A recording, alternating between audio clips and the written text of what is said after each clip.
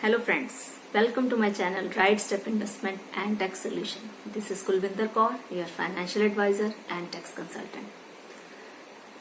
मैंने अपनी पिछली दो वीडियोस में ITR फॉर्म 1 से लेकर ITR फॉर्म 4 तक डिस्कस किया और इस वीडियो में मैं आपके साथ ITR फॉर्म 5 से लेकर 7 तक डिस्कस करने वाली हूँ।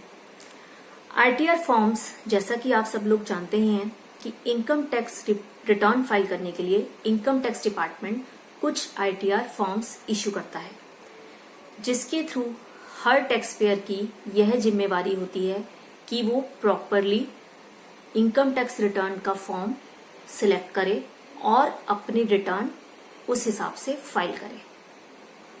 अगर वो ऐसा नहीं करता तो उसके लिए इनकम टैक्स डिपार्टमेंट की तरफ से उसको नोटिस आ सकता है। तो हमारी रिस्पॉन्सिबिलिटी है कि हम अपनी इनकम के हिसाब से प्रॉपरली ITR फॉर्म का चुनाव करें और रिटर्न फाइल करें। तो इसमें हम डिस्कस करने वाले हैं ITR फॉर्म 5 से लेकर 7 तक के बारे में। ITR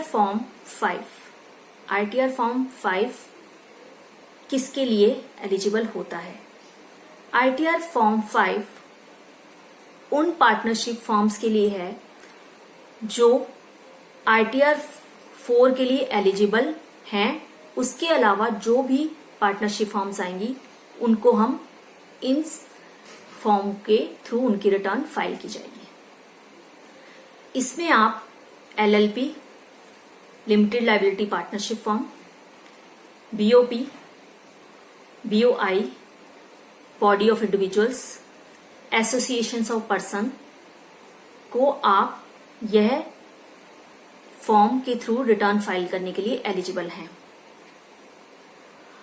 यह फॉर्म उन लोगों के लिए नहीं है जो ITR 1 से लेकर ITR 4 तक एलिजिबल है फाइल करने के लिए, और इसमें हम ITR 6 जो कंपनीज के केस में एलिजिबल होता है वो भी इस फॉर्म को फाइल नहीं कर सकते, और चैरिटेबल इंस्टीट्यूशन के केस में जो ITR 7 जाती है वो भी ITR 5 के लिए एलिजिबल नहीं होते।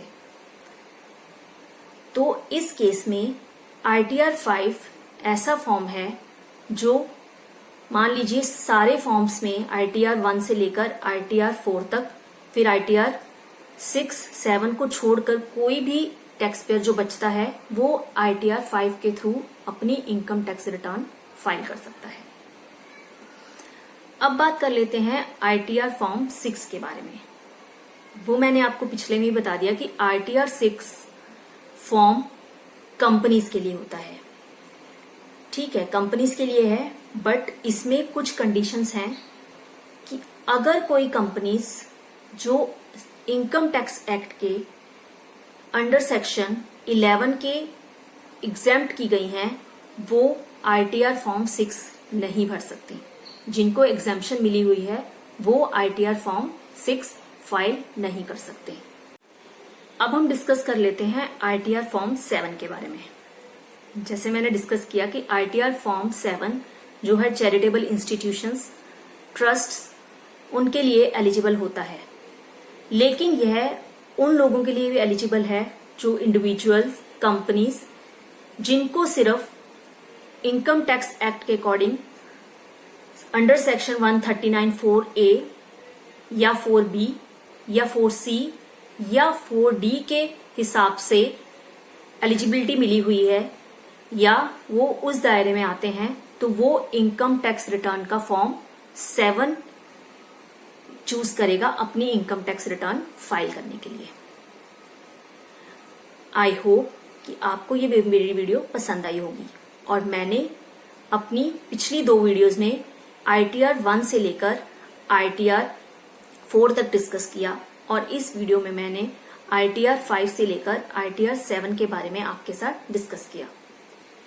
तो अगर आपकी कोई क्वेरी है तो आप मुझे कमेंट बॉक्स में डालकर पूछ सकते हैं, और अगर आपको ये मेरी वीडियो पसंद आई तो आप मेरी इस वीडियो को लाइक कीजिए, शेयर कीजिए और मेरे चैनल को सब्सक्राइब कीजिए। Thank you.